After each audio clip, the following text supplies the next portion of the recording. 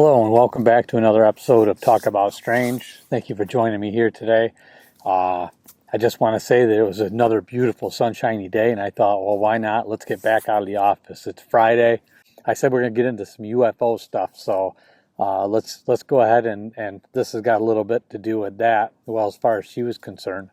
But I figured I would come out and I got some beautiful drone footage. Some people asked me if I could get some more drone footage and run it while I'm reading. So I thought this would be a great opportunity. So first thing I did is I came out and I got a bunch of drone footage. So I hope you guys enjoy that. Let me know what you think. I'm back here at Lake Ontario. I'm in Sodas Point, New York. I stopped at a local diner and I was going to sit out on the deck and do my recording out there and just record over the water and that. But they had music playing in the background. So I couldn't really get them to turn it down. I didn't know who they were, so I couldn't do that without getting flagged from YouTube. So anyway, all right, let's get on with the story here. All right, she gives her first name. There's a last name, but I'm not going to share that. Hi, my name is Patty, and I have a weird but 100% true story to share with you and your viewers. I'm an identical twin, and we share much alike. We say things at the exact same time. We think alike, act alike, and do most everything alike. We have always had an ability to finish each other's sentences or even answer each other without asking the question. It's like we are in each other's minds. It's important to know all this before I begin the story. My story starts off in 1968. That was the year before I was born. We moved around the United States a lot when we were siblings and we were young. I was 3 years old and living close to Chicago at this age. My father started the whole computer industry with large companies back then. You know, the whole room with spinning wheels of film and blinking lights all over the walls. Today's equivalent of what could be held on a floppy disk. Yeah, I remember them. He was hardly ever home due to traveling a lot, so my mother was stern and strict with all of us. If she said no to something, my God, you didn't do it. Jumping ahead, when I reached 50 years old, for some reason I started seeing UFOs, 12 or 13 different kinds to date. And now I'm 58 years old. One of these kinds of UFOs would never leave me alone for 6 months straight. It was a small white rectangular, maybe 3,000 or 4,000 feet up usually. It would have a bright white flash of light on it occasionally, as the sun would hit it just right. That's what always caught my eye. It never moved much faster than an airplane, but it clearly wasn't a plane. There has never been a noise either. I live close enough to the airport to recognize the difference. Over the years, I'd report my sightings to the MUFON, the Mutual UFO Network. I shared photos and short videos to my designated investigator and tell my encounters over the phone while being recorded. At one point, since I had so much activity, MUFON investigators wanted to come and do a story here, but COVID kept them from coming. Soon after, my grandson had his cancer come back. Oh, I'm sorry to hear that. I hope he's doing better. I was stressed beyond what I could handle. I went to my doctor and ended up on high blood pressure meds. I left out the UFO info to my doctor, but that's what really pushed me over the edge.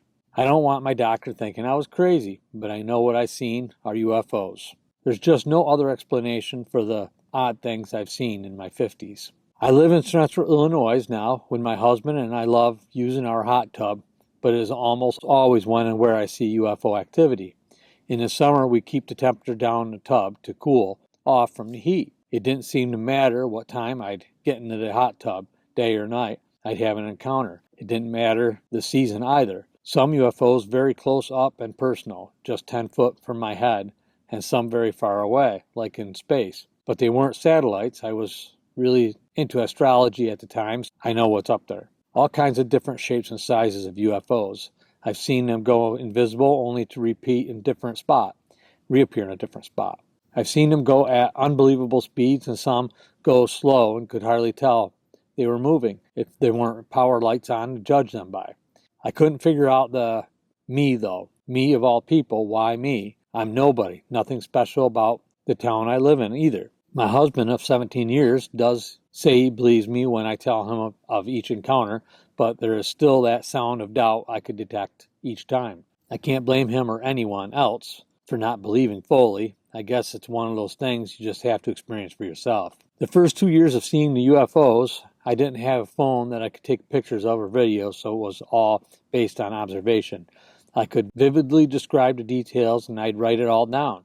At the time, none were really all that fascinating either, but still unexplainable and had me a bit shooken up. I still never shared anything of it with my twin or sibling. I just couldn't bear the thought of my own twin not believing me. My third year seeing UFOs, I had a new phone and I took out to the hot tub with me. Every time for the next few years, I got some good footage, but even good footage is questionable, I've learned. And it's not easy as it sounds. You lose precise seconds just getting the phone and getting to the camera up and running. Then you have that object into view and keep it steady hand. Following the object isn't easy. If it's sunny out, it's hard to even see what's on your phone. That's true. Very true. And most of the footage I've taken are very short videos because I know I can't send long ones in emails or text for some reason. I am not tech savvy, if you know what I mean. Heck, I've missed out on a couple of really unusual UFOs due to being slow to getting the camera up and ready in time. Some of my encounters have even been 4 or 5 seconds long. One big UFO, about 50 foot long, jumped into my view so fast, damn near had whiplash, and was too stunned to even think about my phone. It left quicker than a blink of an eye. Anyway, after getting lucky with some of the proof of the UFOs, and when I told my twin of my experiences with them, she believed me and hung on to every word I had to say with excitement to my surprise. Then proceeded to tell me the encounter with one she had seen about 2 years prior to my first experience. I was shocked, of course. I had to believe her. I do believe her. We don't lie to each other. But she was still scared. I wouldn't believe her. I said the same. We both laughed about that. So from age 53 to 56, I told my twin every time I had a UFO encounter, which was progressively getting more and more frequent for some reason.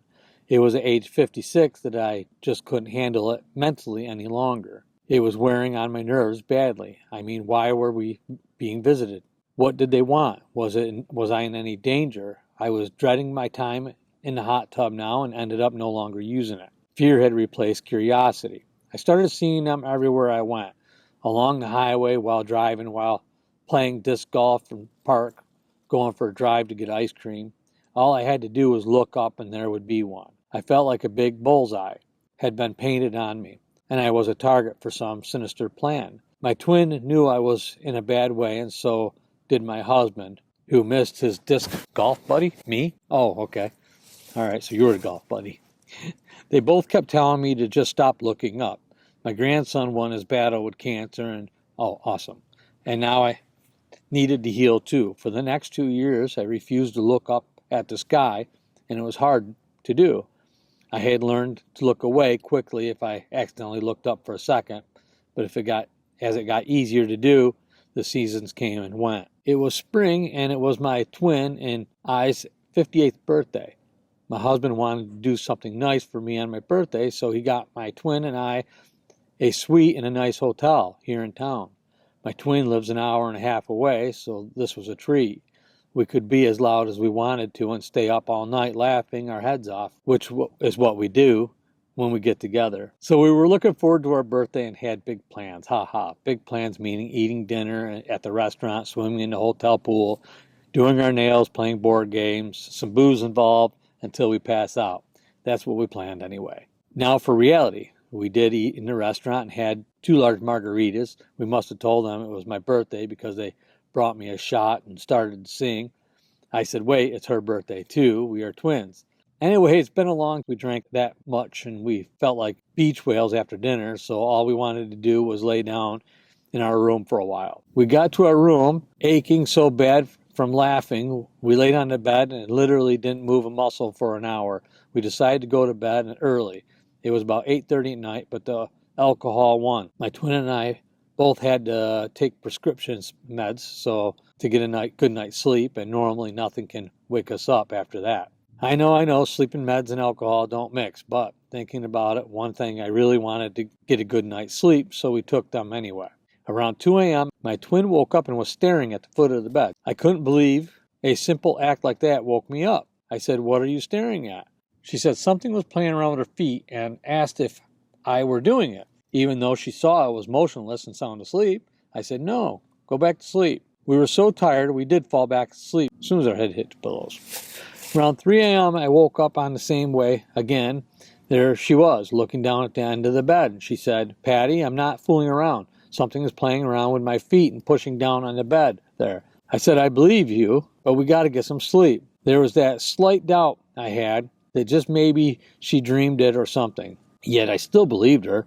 Around 4:30 a.m. I woke up to the exact same thing my twin described to me, and this time she woke up to me staring at the foot of the bed. I said, what the EFF was that? I showed her what it felt like, the pressure of the hand on the bed, the feather-like tickling sensation around my feet. It was so freaking weird. I said, screw this, let's get the hell out of here. My twin said, yes, please. We packed up in a minute, left the car keys in the room, and hurried to the car. 3 minutes later, we were at my house. We didn't go very far. 3 minutes later, we were at my house and stunned my husband coming out of the bathroom. We counted the story to him, and he was kind of in disbelief, not knowing if we were teasing him. But the more we told and finished each other's sentences, the more he believed us. But this was not the end of the story. Remember when I said I did not look up in the sky for 2 years? After her birthday, I told my twin how much I missed looking into the sky at clouds, planes, birds, planets, and stars. My blood pressure was stable on medication. I told her I was going to start looking in the sky again. Not a lot. We got to talking about the birds and how we would love to be reincarnated as different kinds of birds so we could fly. And like a switch that had been flicked on again in my brain, we said, wait, we have flown before. All these images flooded in our brains, and we finished each other's sentences again. These were not dreams we had or shared. These were actual accounts of us flying as children. I had remembered the neighborhood close to Chicago that we lived in from the age of 3 to 5 years old, and my twin remembered more of the actual state we lived in opposite Chicago. From age 5 to 7, as we recounted our stories to each other, the more we remembered and the more we realized these encounters had to be extraterrestrial in nature. I clearly remember an account where we were floating out of the bedroom and going down a long hall, very close to the ceiling, and going through a door that our mother made clear to us to never open or go in, because it led to the very small second-story deck and had stairs that led down to the ground level, and how dangerous it was. We never touched that door. We somehow floated through that door, and I can remember exactly what it looked like from above that deck. Not on the deck looking down, but above the entire deck and the stairs. Somehow we flew a little higher and went over the top of this really tall tree we had, about 25 foot from the house. How could I recall this vividly at this age from 3 to 4 while living in the house? My twin could not recall this event, though. I don't know if I got enough drone footage. One particular event stuck out in my twin's mind. It was in a different house, different state we lived in from the age between 5 to almost 8 years old. While she was telling her story, I didn't remember it and even finished some of her sentence the way she did. So told me it had flown through the front door past the family room. As she was approached the living room, she yelled out to me, Patty, don't look at the window. There's a big eye there. I wasn't in front of her, and I turned around back to look. I only recalled seeing the top triangle part of this large eye, but she said we saw the entire black amount of shaped eye staring at her. She couldn't remember any other features, but we would both knew it was an eye, even at that age. After what we believed to be some sort of alien encounter, we started recalling some funny flying things. Remember flying over a field, looking at the wheat as we knew know it now. There were patches of flowers and a few tall trees that stood alone in the fields. We talked about how we got off the ground, how high we'd go, and fears of being unable to get down. But it was never an issue. It seemed to have total control of our flying experiences. When the realization hit me, I said to my twin, wait, where were we? We did not recognize this area and place we lived, so where did we fly in all these real experiences? That still stumps us to this day. We pretended it never happened, and we never talked about it again all those years. But sure as I am sitting here typing this, we know it. We could fly. Where did we fly anyway? Plagued us now. Was it a different realm, different dimension? I hope we learn this when we die. I hope all the questions are answered when we die. Do you think this is the end of the story? I'm afraid not. I really wish it was, though. Remember me saying that I started looking up at the sky again? Oh, how I missed that. I was about a month after that, I started seeing UFOs again. I had never gone away in those 2 years. I refused to look up. Will they always be there for me? My husband and I were in the hot tub one day, and we got to talking about UFO shows and TV and how it is, and about all the UFOs I've seen over the years. I've only seen 3 different kinds on the TV. So shows about ET and UFOs and UAPs and SAPs, and now, my God, I said, just how many kinds are there out there in the world beyond what matter? Out in the encounters I've had, my husband only has witnessed one with me. He knows it was nothing of this earth. It couldn't be, he said. Impossible in this world, he used to say. Then he got to talking about Dr. Stephen Greer and how he gets groups together and out of the desert, meditate, and call upon the UFOs to come visit them with great success. My husband was getting out of the hot tub when he said to me in a half-joking way that maybe I should try that and 2 beers and was feeling cocky, and I said, okay, you want to try? I'll call them in and you watch for them. He also had 2 beers in him and said okay without giving a second thought. So I took a deep breath and I got in my thoughts and told my visitors they were welcome to show up and reveal themselves to my husband. I was repeating it around now and then. Suddenly my husband said, look, there's one right now. I looked at it. I tried to see it, but I couldn't. I asked if he was fooling around with an angry tone. He said, I'm dead serious, and he described it in detail. Mr. Doubtful just became a full-fledged believer, whether he liked it or not. I said, let's call my twin and see if she can do it. She said, yeah, let's do it. I called her up and put her on the speakerphone and told her to experiment, and she agreed to take part in it, and because she didn't think anything was going to happen. It was more than 2 minutes later, and my phone rang, and I couldn't believe it was her. She said no way. She thought there was no way she'd be calling me. I could hear her nervous in telling me that she saw it. Looking at an elongated star you could draw, not a real star. It was like a white, she said. No way it was a plane or anything else in this world. I put the phone on speakerphone, and my husband could hear everything. Now we were all in shock. My twin now understood the fear I'd get from those things. I asked her if she wanted to try it again. She said, hell no, I don't want to see any more of them ever again. My twin was speechless, which doesn't happen often. I could tell she was having a hard time processing all this, and I told her I'd talk to her later. As my husband and I were talking about this outside, I'm done, he said, and went inside and left me hanging. I got out of the hot tub and went to the house to talk to him. I said, what does this mean for me? He said, I don't know what to tell you. You and your twins are weird. Grr, I growled. He said, you can always go back to not looking at the sky. I don't like the reply either, but really, what was I supposed to say? I have so many questions. Do so many people have 6th and 7th sense that others have? I believe in twins and have 6th sense for their twin. Can this extend outwards towards ETs? Have my twin and I marked somehow by ETs? My twin and I come to some conclusions since that last summer, 2023. She's been seeing more and more now and able to get one on video. Conclusion, number 1, we believe we have most likely taken by UFOs when we were little. We get it. We don't like it, but it explains why we're so unhealthy when everyone else in our family are so healthy. We will never get hypnotized. We don't want to know what flew past through those walls. We were thankful that's all we remember. Conclusion 2, we believe the more we talk about them, the more we see them, but we can't help sharing the experiences with each other. So we are doomed because it's not a matter of if we see them again, it's a matter of when we see them again. Conclusion 3, no more experiments even need to be done by us ever again. We don't like knowing we have a direct line to ETs. Conclusion 4, I think some people are more susceptible to being spotted, UAPs in the air. I think some are more in tune with their surroundings than others.